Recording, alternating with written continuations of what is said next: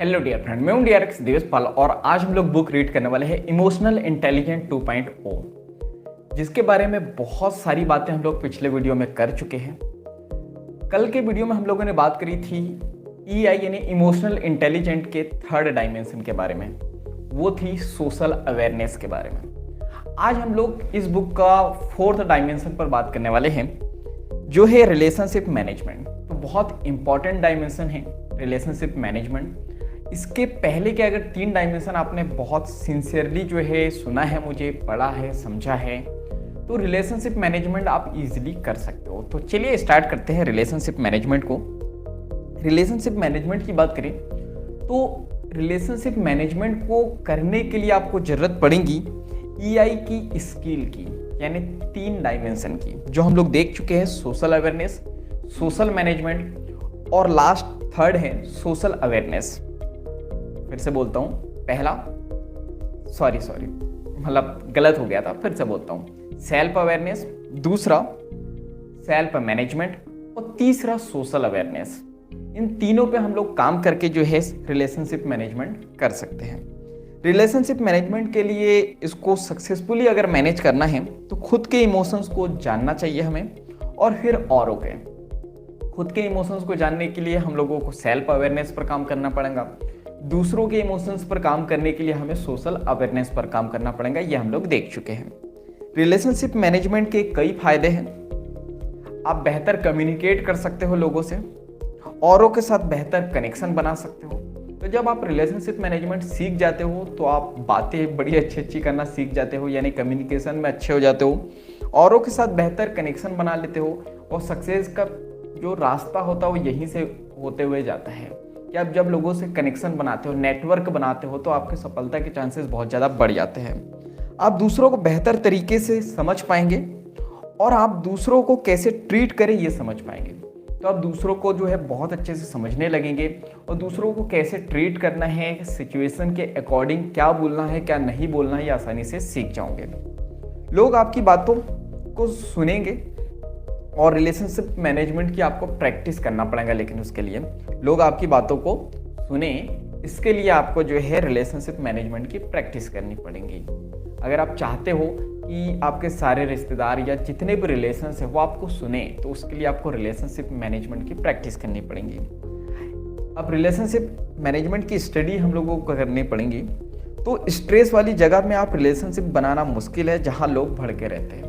तो ऐसी जगह जहाँ पे लोग भड़के रहते हैं वहाँ पे रिलेशन बनाना थोड़ा कठिन हो जाता है। जैसे आप बैंक में जाओ या किसी ऑफिस में जाओ, तो वो अलग ही उनके माइंड में एक फ्रस्ट्रेशन से चलती है, टारगेट पूरा करना है, ये करना है, वो करना है। तो आप थोड़ी सी भी बात उनसे बोल दोगे, सर टाइम क्या हुआ, तो भड़क जाएंगे, इतनी बड़ी घड़ी लगी है तो मुझसे क्या पूछ रहे हो। तो वहाँ पे बड़ा मुश्किल होता है किसी के साथ रिलेशन बनाना। तो ऐसी जगह पे जाओ जहाँ एक पॉजिटिव कम्युनिटी हो। तो हमें एक एग्जांपल बताया गया है गेल के बारे में। तो गेल जो है रिलेशनशिप मैनेजमेंट को बहुत अच्छी तरीके से जानती है। जब गेल की बात करें तो दूसरों को अच्छे से समझाती है, और जो है सेंसिटिव बातें करने के लिए लोगों को सेफ माहौल देती है। तो दूसरों को जो है अच्छे से समझाती है। जब भी इन्हें किसी को समझाना होता है तो बड़े प्यार से समझाती है।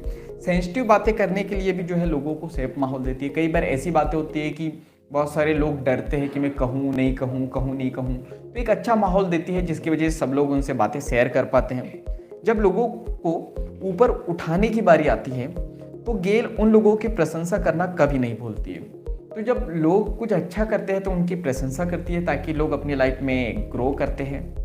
जो अच्छा काम करते हैं उनकी तारीफ करना गेल कभी नहीं भूलती है। अगर आपने गलती भी की है तब भी गेल आपको नीचा नहीं दिखाती है, बल्कि उस गलती से सीखने के लिए कहती है। तो जब भी आप कोई गलती करते हो, उनके ऑफिस में कोई भी गलती करता था तो गेल उन्हें डांटती नहीं थी, उन्हें समझाती थी कि उन गलतियों से कैसे सीखना है और लाइफ में जो है कैसे आगे बढ़ना है। इसके बाद हम लोग यहाँ पे बात करते हैं। तो ये बात हुई हमारी रिलेशनशिप मैनेजमेंट की, कि रिलेशनशिप मैनेजमेंट पे हम लोगों को अगर काम करना है तो इससे पहले जो जो 3 डायमेंशन जो आपको बताए थे उस पर आपको काम करने की ज़रूरत है, और रिलेशनशिप मैनेजमेंट की आपको प्रैक्टिस करने की ज़रूरत है। इसके बाद हम लोग बात करते हैं रिलेशनशिप मैनेजमेंट की स्ट्रैटेजी क्या है, कैसे हम लोगों से अच्छे संबंध बना सकते हैं, अपने रिलेशन को कैसे स्ट्रॉन्ग कर सकते हैं। तो रिलेशनशिप मैनेजमेंट पर काम करने के लिए आपको बहुत एनर्जी और बहुत एफर्ट लगता है। देखो, आप रिश्ता तो बना लेते हो कोई भी, लेकिन उसको निभाना बड़ा मुश्किल होता है। उसी प्रकार बच्चे तो कोई भी पैदा कर लेता है, उनको पालना मुश्किल होता है। पेड़ तो कोई भी लगा लेता है, उसको बड़ा करना मुश्किल होता है। उसी प्रकार अगर आपको किसी रिलेशन को निभाना है, बहुत स्ट्रॉन्ग करना है, तो आपको बहुत एनर्जी लगेगी और बहुत एफर्ट करना पड़ेगा। तभी आप रिलेशनशिप मैनेजमेंट को जो बहुत अच्छे से सीख पाओगे।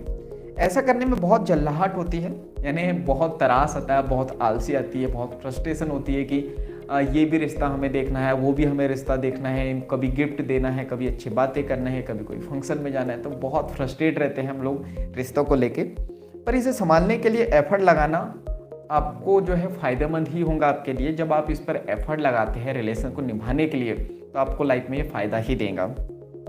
रिलेशनशिप मैनेजमेंट की बात करें तो ये दूसरे EI यानी कि इमोशनल इंटेलिजेंट डायमेंशन की ज़रूरत पड़ती है इसके लिए। तो अगर आपको रिलेशनशिप मैनेजमेंट को बहुत अच्छे से सीखना है, तो उसके लिए आपको दूसरा डायमेंशन कौन सा था? सोशल अवेयरनेस, यानी आपको लोगों को समझने पर जो है ध्यान देना होगा कि लोगों की भावनाएं कैसे काम करती है, लोग क्या फील करते हैं, कब आपको उनसे मदद मांगनी चाहिए, कब नहीं मांगनी चाहिए, कब क्या बोलना है, कब क्या नहीं बोलना है, ये आपको पता होना चाहिए। इसके बाद हम लोग यहाँ पे बात करते हैं, आपको अपनी फीलिंग के बारे में सेल्फ अवेयर रहना पड़ेगा। अगर आप जो है रिलेशनशिप मैनेजमेंट करना चाह रहे हैं, तो आपको खुद के प्रति भी सेल्फ अवेयर होना पड़ेगा। ऐसा नहीं कि कभी भी जाके आप कोई भी बात कर दोगे, कि आपको अपनी फीलिंग पे भी काम करना होगा। आपको सेल्फ अवेयर होना पड़ेगा ताकि आपको समझ में आए कि कब आप गुस्सा हो, कब आप दुखी हो, कब आप खुश हो, कब आपको बात करनी है सामने वाले से, कब बात नहीं करनी है। ये आपको पता होना चाहिए, और ये आपको तभी पता चलेगा जब आप सेल्फ अवेयर रहोगे, यानी खुद के प्रति जागरूक रहोगे। इसके बाद हम लोग बात करते हैं, आप सेल्फ मैनेजमेंट का इस्तेमाल करके अपनी फीलिंग को दूसरों के सामने एक्सप्रेस करते हैं। सेल्फ अवेयर हो गए, सबसे पहले तो सोशल अवेयर हो गए, दूसरों को समझ लिया, फिर जो है सेल्फ अवेयर हो गए यानी खुद को समझ लिया, फिर सेल्फ मैनेजमेंट को यूज़ करके आप अपनी फीलिंग को दूसरों के सामने एक्सप्रेस करते हो, ताकि आपको पता रहता है। सेल्फ मैनेजमेंट का मतलब क्या होता है कि अपनी लाइफ को आप मैनेज करते हो कि कब बात करनी है और कब बात नहीं करनी है। आखिर में सामने वाला क्या चाहता है और क्या फील कर रहा है, सोशल अवेयरनेस की मदद से उस पर अपना रिस्पॉन्स देते हैं। यानी आखिर में सामने वाला आपसे चाहता क्या है, वो कैसा फील कर रहा है, क्या सोच रहा है, क्या वो चाहता है आपसे, वो सारी चीज़ों को आप जज करते हो, ऑब्जर्व करते हो और उसके बाद फिर अपना रिस्पॉन्स देते हो। रिलेशनशिप मैनेजमेंट को सुधारने के लिए स्ट्रेटेजी की बात करें तो वो है ओपन रहना और जानने की इच्छा रखना। देखो, अगर आप रिलेशनशिप मैनेजमेंट को सीखना चाहते हो तो उसके लिए सबसे पहले आपको ओपन होना पड़ेगा। ओपन होने का मतलब क्या है? दिमाग से, बॉडी से, कहाँ से? तो ओपन होने का मतलब यही कि जब भी आप किसी से मिलो तो थोड़े से ओपन हो जाओ, थोड़ी सी बातें करो सामने वाले से, अपने बारे में बताओ उसे कि आप कहाँ से हो, कैसे हो, आपकी लाइफ की दुख, आपकी लाइफ के सुख। थोड़े आप ओपन होंगे तभी तो सामने वाला भी ओपन हो पाएगा। दूसरा, जानने की इच्छा रखना। अब आप ओपन हो गए, सामने वाला भी आपको कुछ ना कुछ बताएगा, तो अब आपको जानने की इच्छा होनी चाहिए कि अच्छा आपकी लाइफ में भी ये हुआ, अच्छा आपको ये पसंद है, अच्छा आपको भी ये पसंद है। तो उससे क्या होगा, जब आप सामने वाले की बातों पे इंटरेस्ट दिखाओगे, जानने की इच्छा रखोगे, तो उसे भी जो है आप में इंटरेस्ट आएगा और आपके और उसके रिलेशन बहुत स्ट्रांग होंगे। इसके बाद हम लोग बात करते हैं, सबसे पहले तो आपको खुलना है। आप अपने बारे में उन्हें बताते हैं। अगर आप बहुत ज़्यादा खुलने में अनकंफर्टेबल हैं तो सिर्फ छोटी बातों से शुरुआत कीजिए। जब लोग आपके बारे में जानने लगेंगे तो वो आपको कभी गलत नहीं समझेंगे। तो आपको ओपन होना पड़ेगा, कुछ बातें अपनी शेयर करनी पड़ेंगी सामने वाले को। अगर आप बहुत ज़्यादा ओपन नहीं हो पा रहे हो, अनकंफर्टेबल हो, तो छोटी छोटी बात, जैसे कि आपकी दिनचर्या की बात, आप पर्सनल लाइफ की बात ना बताना चाह रहे हो, लेकिन पर्सनल लाइफ की बातें ना बताना चाह रहे, तो जो डेली रूटीन की जो बातें, आप कितने बजे उठते हो, कितने बजे सोते हो, क्या प्रोफेशन है आपका, अभी क्या कर रहे हो, फ्यूचर में क्या करने वाले हो, ये छोटी छोटी बातों से जो है सामने वाले के सामने आप खुल सकते हो। और जैसे ही आप खुलोगे तो वो सामने वाला व्यक्ति भी आपके पास खुलने लगेगा और अपनी बातें आपको शेयर करने लगेगा।